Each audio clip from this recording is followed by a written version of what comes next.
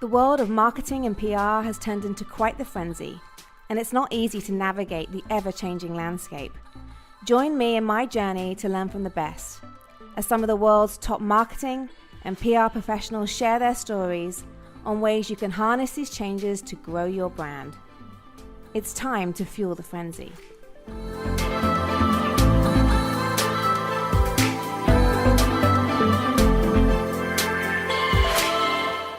Okay, so welcome to our listeners and to our viewers to Fuel the Frenzy. It's fabulous to be here today, and I have a really exciting guest joining the show, Beth Monaghan from Inchouse. And Beth and I have known each other now we started to know each other about 6 years ago when Inchouse was 4 years old, probably at the time, maybe even 5 years old at the time. And there has been some tremendous growth. But let me, Beth, why don't you quickly introduce yourself to our listeners and just explain a little bit about what's been going on at Inchouse? Yeah, sure. We did meet about when we were 4 years old, and we were much smaller then. Inchouse started in 2007 when it was just me and my business partner Meg sitting at my kitchen table. And we had this crazy idea that social media and media relations should go hand in hand. And today that's kind of table stakes. But we've grown it, and now it is 10 years old. I've got 100 employees and 3 offices plus a satellite office in Providence. Very good. That's significant growth. Thanks.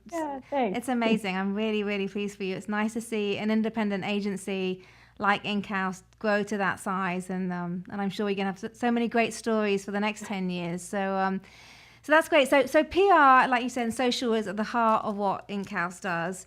And I'm really curious to know: do you think PR has been important in the growth of Inchouse itself? Do you leverage your own services, those disciplines to really help grow your business? And how have you done that? We have and do. A long time ago when we first started our blog, I remember Business Insider had a contributed piece by an entrepreneur right when social media was exploding. And the entrepreneur was basically saying that startup companies don't need PR agencies. And we read that, and I wrote a response to it on our blog, and I sent it to Henry Blodgett, who was the editor at the time. And he said, "Can I run this on Business Insider?" And I said, "Yeah, of course." And so we then became regular contributors to Business Insider. And I think that was also around the time when we were learning that product launches were not as effective as they used to be. The first couple of years of Inchouse, we would bank everything on that waterfall moment of the product launch where all of these pieces of coverage would come out. And I just remember a period of time in which it was a couple of months. And so one product launch didn't work as well, and that could be a fluke. But then we had a couple more, and we realized that your point of view was becoming a lot more important than what you do and what product you have. And that all has to kind of lead back to your product. But that sparked the PR movement for Inchouse itself. Okay, so I imagine getting regular pieces of contributed content on an influential publication like Business Insider really did help to give some visibility and share your opinions. Yes. And now you're writing for Forbes, which is very, very exciting. Yeah, and for Fortune magazine. So that's just grown. So PR being at the heart of what you offer is also at the heart of how it's helped you to grow. Would you say you even use PR? Do you think it's reached people that you haven't been able to reach, and have they turned into customers? Do you know that? For us, we being a services kind of organization, as all PR agencies are, people are going to come to us because they've heard of us, they've been referred to us. So most of our clients come that way. The PR piece of it is that they have to come work with an organization that they believe in. And so getting yourselves out there is validation of that decision, but it also comes into the research phase when your client's trying to decide, is this the agency I want to work with, and what do they stand for? Yeah, very true. So how are you helping startup clients now? Like you say, product launches have evolved, and it's not so much about that big launch and how successful it's going to be and which media turn up for the actual kind of announcement of it. But it's about like sharing, your opinion, expressing your opinion, giving CEOs a voice. what do you recommend right now to these CEO of startups, of tech startups, or startups in general, which are really trying to find their platform? Yeah, what I recommended a year ago is probably a lot different than what I'd recommend today. We're living in a weird news bubble here in the United States with the Trump presidency, where we say that all news is political news. And that can be a very scary idea for lots of companies who don't want to get political and they don't want to risk having the president tweet at them, which I understand. But at the same time, we have to be relevant. And our clients have to be, you can choose to be completely quiet or you can choose to be part of the conversation. And so we're recommending that we find ways to be ultra relevant. So let's say that you do 3D printing and you have a different idea about how that can revolutionize manufacturing here in the United States.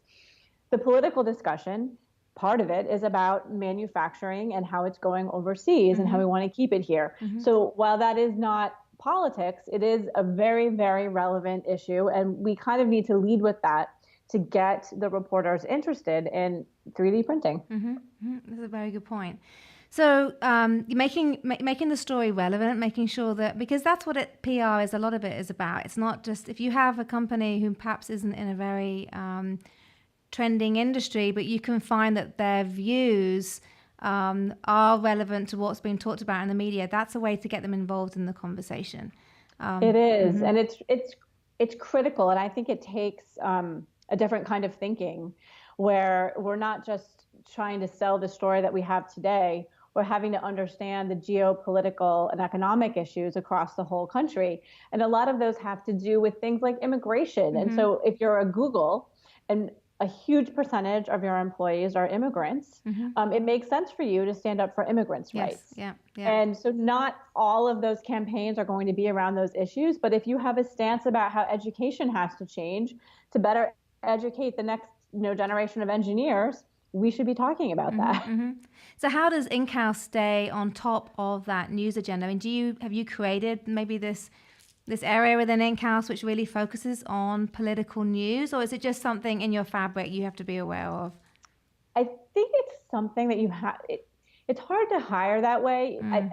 I think when you and I first started doing PR, probably it was more of like this: here's the pitch, here's the script, call down your list.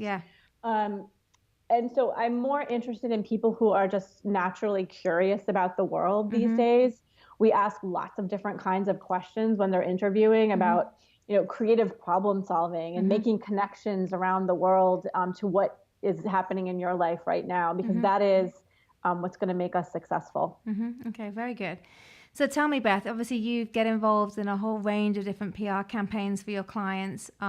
What else are you seeing happening in PR? PR is, there's this whole discussion around fake news, and that continues to be a discussion. Like, who can you really trust anymore? And the people that we maybe have trusted and respected a couple of years ago, maybe not the people we thought they were, and that's changing society. It's changing us as people. So tell me a little bit more about your thoughts on that. Yeah, I think we have a crisis of trust going on. People don't trust what they read in the news. People don't trust what political leaders say. Political leaders don't trust the press.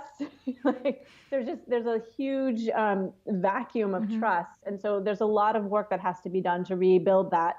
I think that we're going to have to see what happens in the media, because that's all, like, how that shifts it's always going to have an impact on how we do our jobs.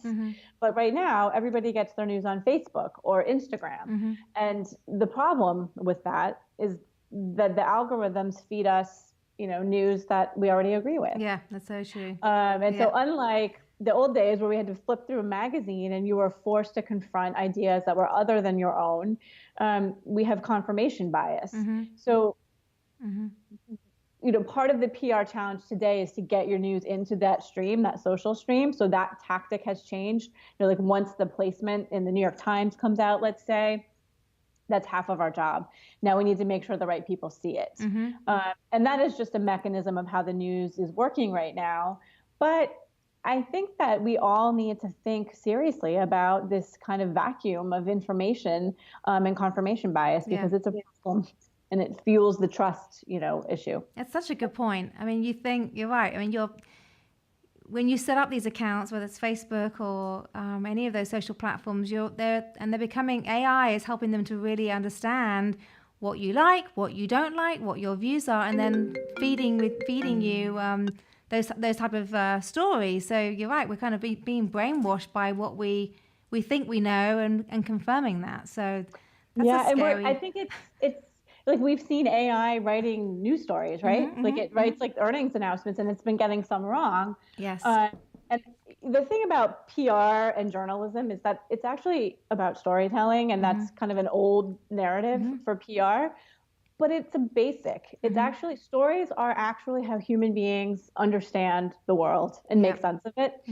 And we have to find compelling ways to do that. And stories are innately human. Yeah. Right? They have to be about human struggle, human, triumph, and all the messiness in between. Yeah. People love to hear all the messiness in between, and then a really good outcome, hopefully. But you're right. It's all about storytelling. What do you think? And I'm sure you get asked this question quite regularly, but I'm interested in your point of view of, we talk about the importance of social media.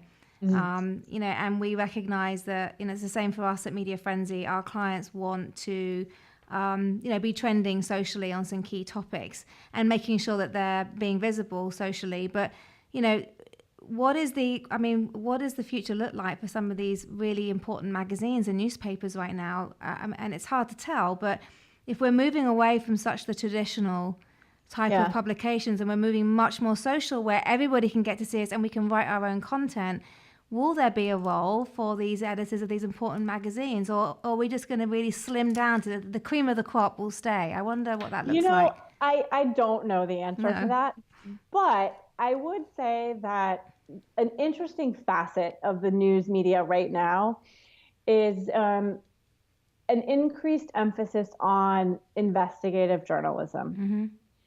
Because we do need the checks and balances of good journalism, and we do need a trustworthy source of information. And so what I think will happen is that we will always have the media. We actually need it to function as a democracy. Right.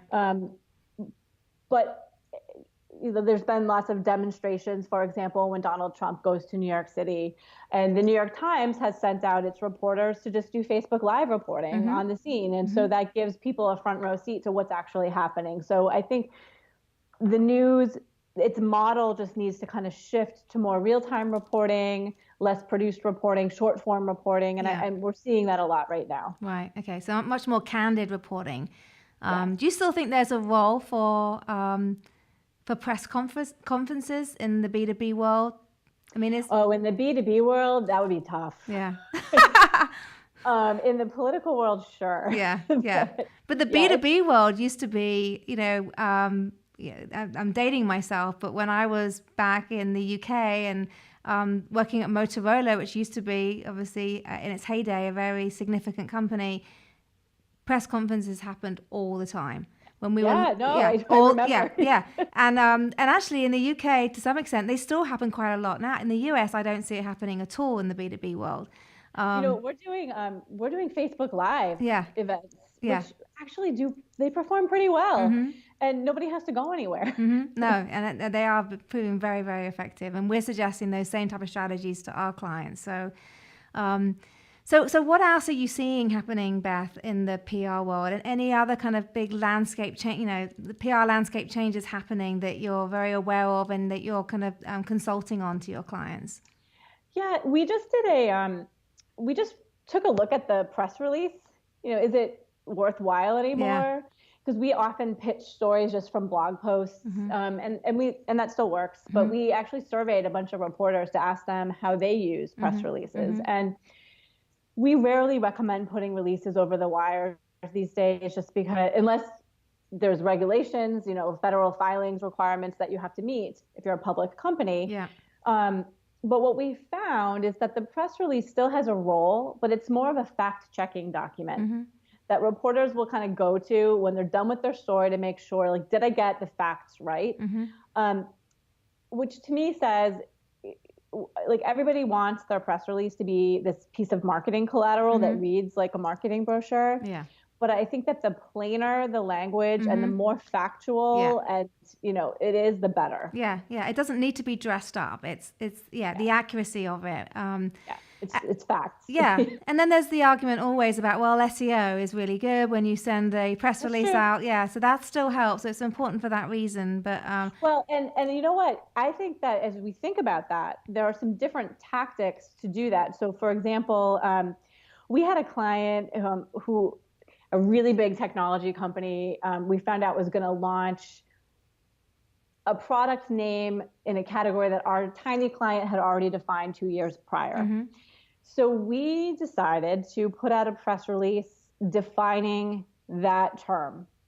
Right. We didn't want to get press coverage on it. We just wanted to get it into the Google search results so that when reporters were searching on it the morning of the big news announcement, they would find us.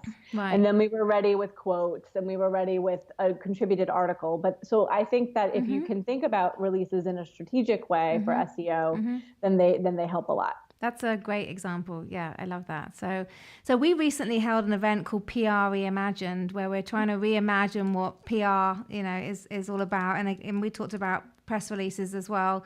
Obviously the role of social, and then even virtual reality came into the discussion. It's such a hot topic right now. I know we're not all buying these virtual reality headsets yet, but apparently there's some involvement happening there. What do you think about, have you done anything where you start bringing immersive technologies into a PR strategy? We've thought about VR. So I think that VR is cool when it gives you access to something that you couldn't see any other way. Yeah. So flying in a fighter jet, or something like that, that is so unaccessible to the average person that gives you the opportunity. And, there's cheap versions of VR that you can get that make that possible. So I think that giving them out to reporters or some select influencers might make sense, but it's just kind of hard when not every person has it. Yeah, yeah.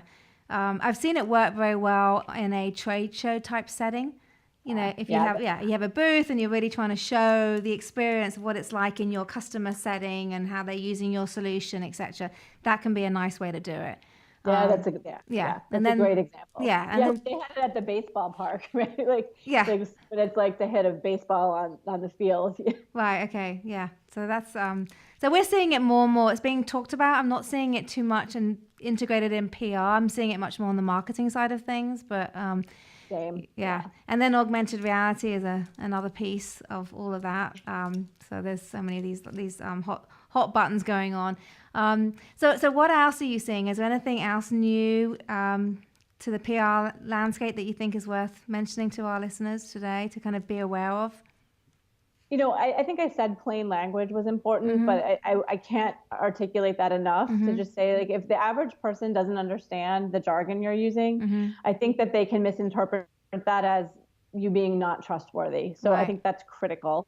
The other piece that we're seeing, you probably saw this too, there was a phase of the world where surveys were really popular, and we could get lots of press coverage about surveys. So the proprietary, the research you get, the real kind of, it's very customized research. And we would create that research, we'd write the questions, and that still has a place, because if we're trying to uncover a trend that is yet to be uncovered, it needs research. But the bar's higher for that. Marketing surveys are pretty transparently obvious. Yeah, I agree. And what we're finding is that the best thing to do is to mine your own data. So we've teamed up with some data scientists here in the US for clients for whom they don't have in-house data scientists to say, like, what trends can we discover from your own data that nobody else knows? And I think that is something that roots your business in authority and gives you something to talk about that only you can talk about. I think and it's much more authentic because you haven't gone and asked purposeful questions. It's data you're actually seeing yourself.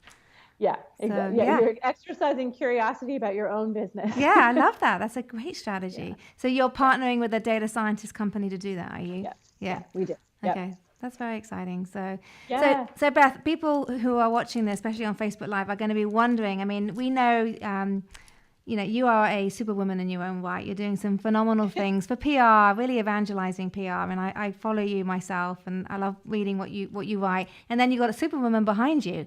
So it's like, I love that image. I need to know where that came from. But I'll send you the artist. Yeah, please do. But tell me a little bit about the philosophy for Inchouse in terms of, I know you're not just an all-female company, that there is diversity within the organization. What is, if you don't mind me asking, what does Inchouse do to support kind of female diversity and not just female, but diversity in general? Well, you're asking my favorite question. So you probably know this, but PR is in the US is 70% female. Yet at the top 5 PR firms, there's men at the top. And I think the statistic is that women only have 20 to 30% of the management roles in PR. The Holmes Report just did a salary study that showed that the average woman in PR makes $6,000 less than white men. And so PR is just a microcosm of the broader world of inequality. So we did all the PR for the Women's March here pro bono. The Equal Rights Amendment campaign is coming up, and we're working on that. So this is something I personally care so much about.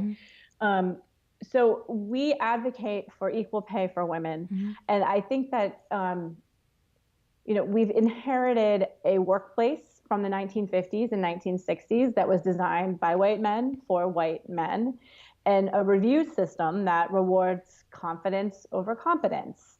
And there are some intrinsic differences between men and women. And we've so far been asking women to become more like men so that they can be successful at work. And what I think we need to do as a PR industry is create a world in which women can succeed, since so much of our workforce is female. So women don't volunteer readily for projects. So it's incumbent upon the leaders to say which woman would be good for this and offer it to her. And so little things like that go a long way. Analyzing your pay gap is a really good way to do it. Offering paid leave to men and women is a really good way to do it. And then just creating the flexibility of work, because in PR, we work all the time. Yeah. Everybody's online all the time. And so if they got to leave for a few hours during the day, who cares? Yeah, no, I agree with that. Yeah. The other piece that you asked about is diversity, though. And so cultural diversity is a really big problem in PR. The last statistic I heard was that PR as an industry is only 8% diverse. Right. And so it's a hard nut to crack, but we are working really hard on it with our programs for hiring here. Right. We've made some progress this year. It is nowhere close enough.